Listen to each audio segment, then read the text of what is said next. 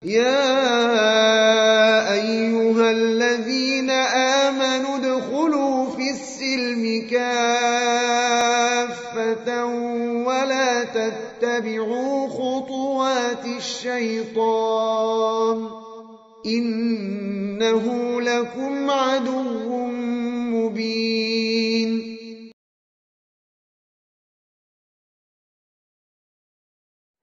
Dunia itu kenapa betul-betul mengganggu pikiran kita? Jamaah rahmatullah.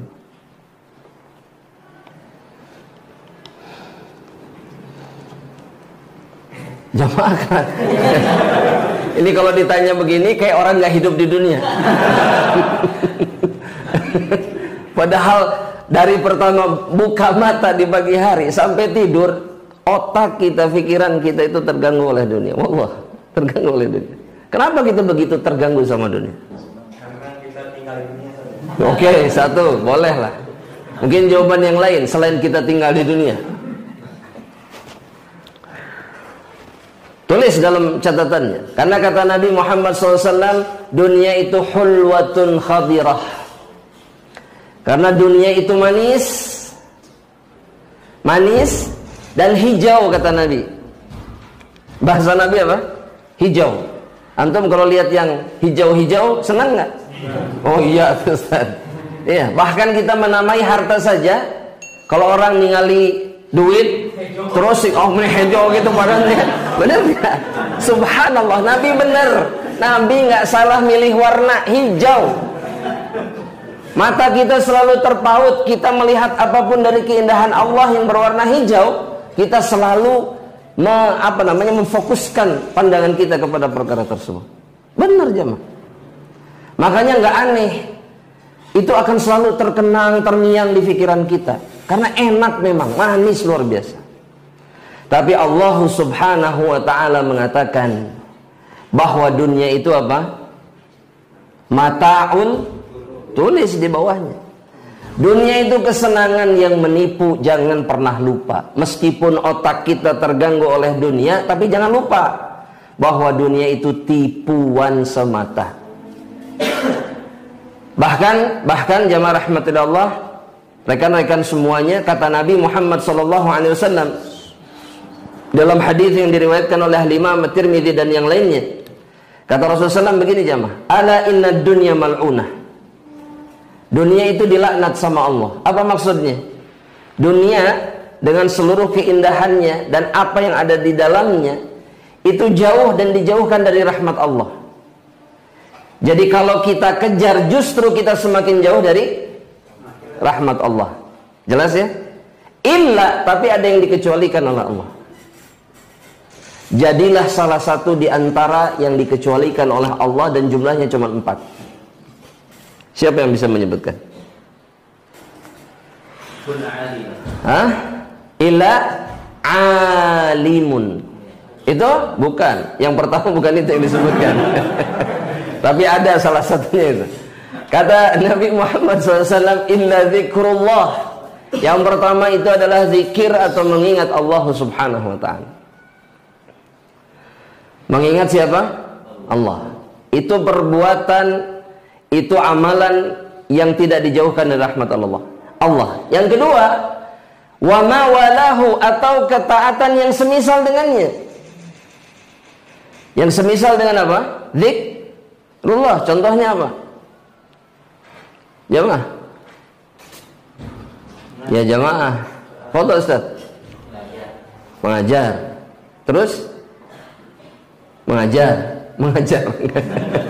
Ini guru sejati nih.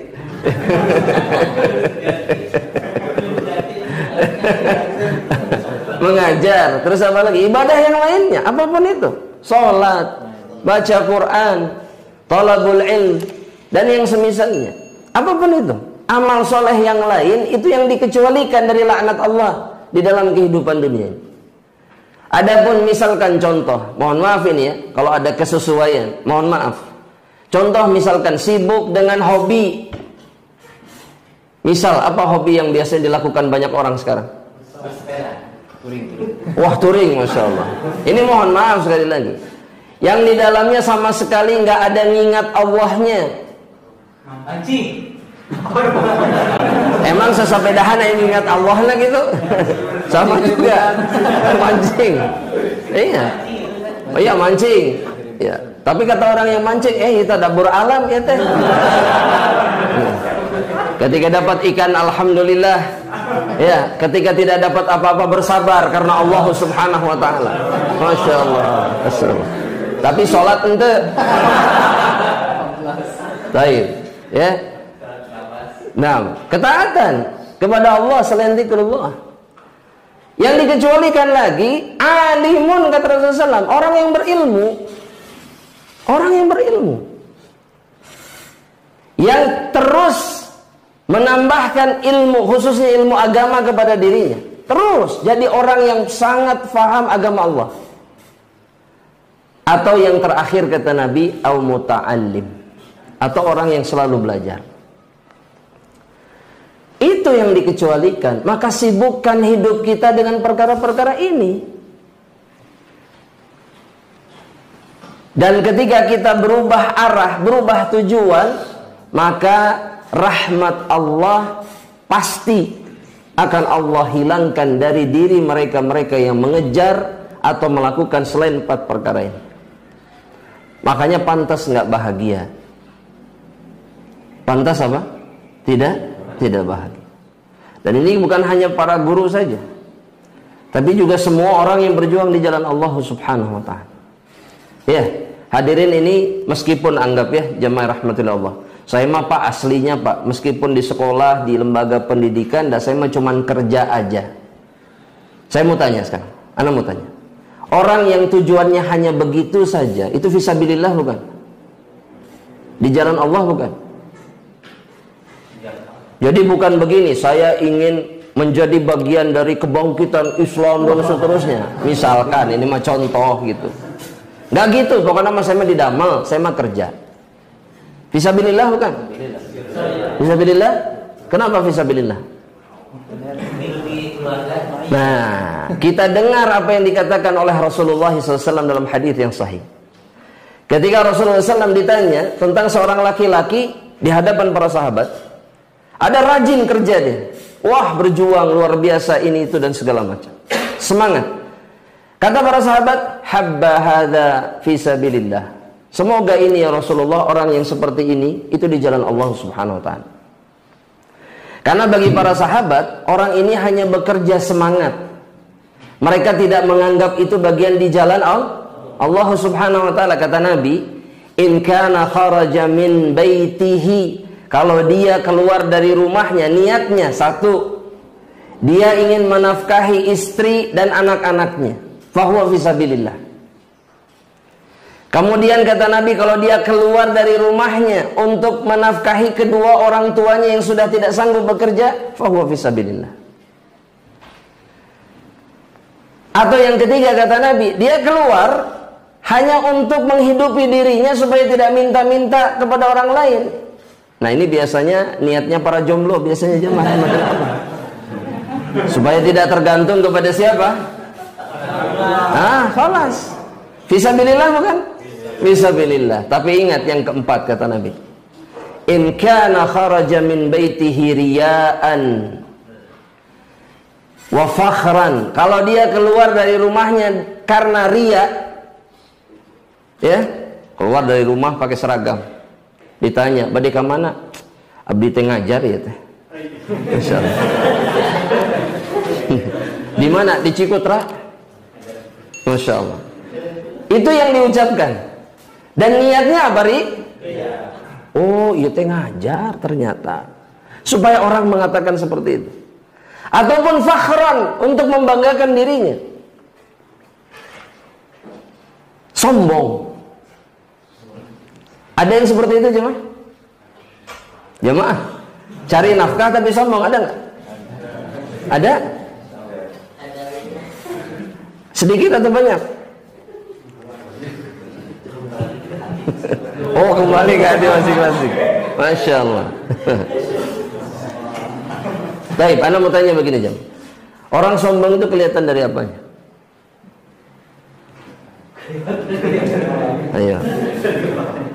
Jangan sembarangan nuduh orang lain sombong itu kelihatan dari apa nih? Tulis di bukunya. Tulis. Ya, jangan diawang-awang. Ya, yang pertama kata Nabi Muhammad SAW, orang sombong itu ciri pertamanya batrul haq. Batrul haq, menolak kebenaran.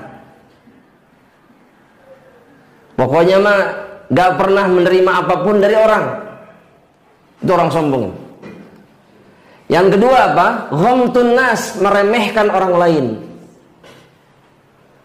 Selalu memposisikan orang lain itu di bawah dirinya, itu orang sombong. Itu orang sombong itu. Kata Nabi Muhammad SAW. Bukan yang bajunya bagus, kendaraannya bagus dan seterusnya, bukan. Atau yang semisalnya, bukan. Tapi sombong itu hanya akan kembali kepada dua perkara. Kalau berjumpa dengan kebenaran tidak terima, kalau berjumpa dengan makhluk yang lain selalu di bawah dirinya. Dan mungkin saja orang bekerja pun kemudian bersikap kata Nabi, fahuwa fi sabilis syaitan. Maka yang seperti itu di jalannya syaitan, kata Nabi Muhammad sallallahu alaihi wasallam. Maka jangan jadi yang keempat. Jangan jadi yang keempat.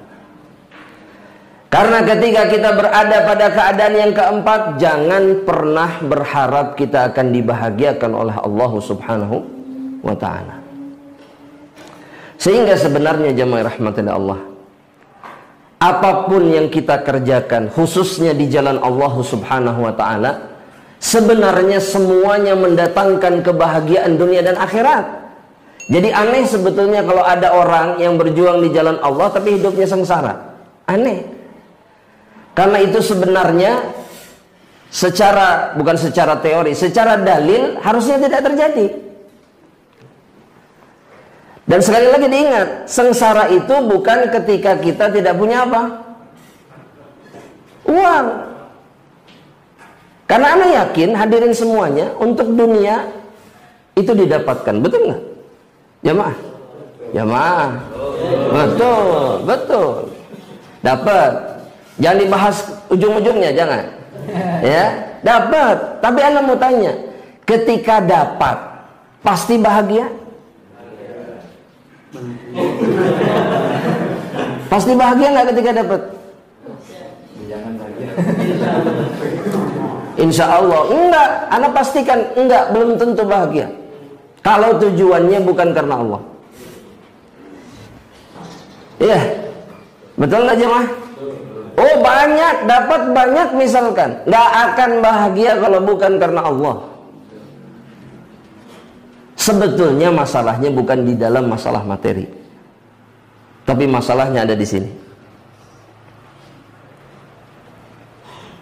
Ketika kita bukan karena Allah dalam melakukan segala sesuatu, yang sedikit tidak akan pernah disyukuri, yang banyak tidak akan mendatangkan kebaikan. Kufur nikmat kita sama Allah Subhanahu wa ta'ala. Makanya beda antara Qarun. Qarun itu siapa?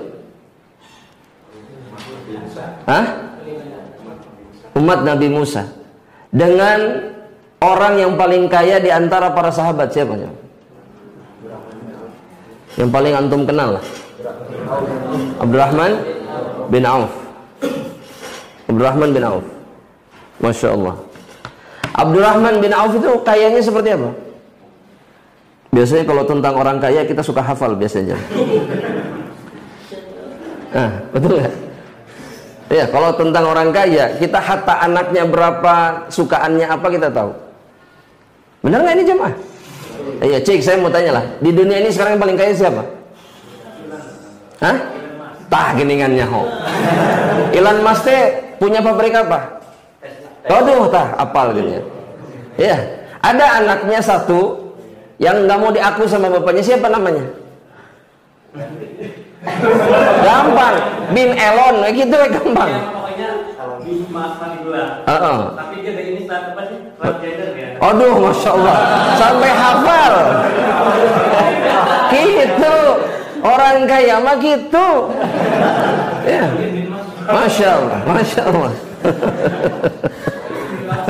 Padahal dapat tidak, saudara bukan, dijamin hidupnya enggak. Ya. Abdurrahman bin Auf dengan Qarun sama-sama kayanya. Tapi yang satu selalu bersyukur, yang satu selalu kufur. Yang satu menisbatkan kenikmatannya kepada dirinya sendiri, yang satu menisbatkan kenikmatannya kepada Allah. Hasilnya beda.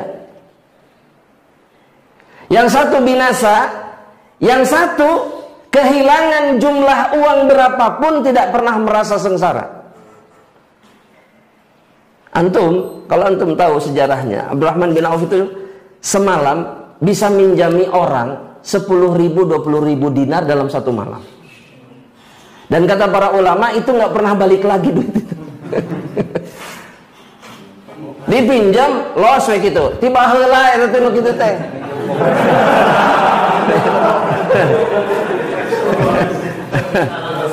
Dari dulu ketemu api-api. Dari dulu. Tapi Abdurrahman bin Auf tidak pernah peduli berapapun yang hilang dari dunia, dari dirinya. Tidak pernah. Dan yang terjadi apa? Dunia tidak pernah meninggalkan Abdurrahman bin Auf. Bahkan dalam satu asar disebutkan Abdurrahman bin Auf itu kalau ngangkat batu, di mana aja ngangkat batu, kokoreh ada emas. Kokoreh itu apa? Menggali, ya pakai sedikit gitu kali, ketemu emas. Saking apa? Saking mudahnya rizki beliau. Dan itu semua karena ini. Hidupnya hanya karena untuk Allah dan beribadah kepada Allah. Makanya ketika ditanya, kenapa engkau serahkan hartamu di jalan Allah? Supaya dia tidak mengganggu ibadahku kepada Allah. Allah jaminkan dunia bagi orang yang seperti ini. Itu janji Rasulullah SAW. Makanya jangan urusan dunia kalau berjuang di jalan Allah. Gak usah mikir, benar.